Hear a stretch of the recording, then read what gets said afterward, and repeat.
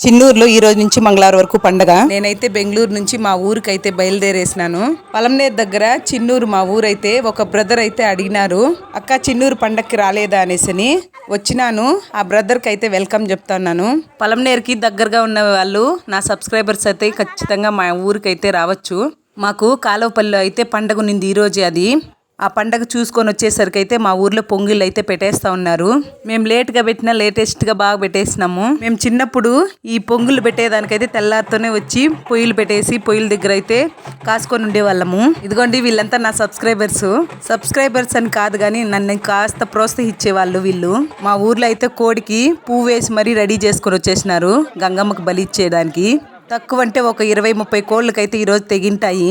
ఈసారి పండగ అయితే చాలా అంటే చాలా బాగా చేయాలనేసని గుడికంతా పెయింటింగ్ వేసి చాలా అయితే అంగరంగ వైభవంగా చేస్తున్నారు. ఇంకోసారి నా ఫ్రెండ్స్కి అంతా వెల్కమ్ చెప్తున్నా. Like and subscribe.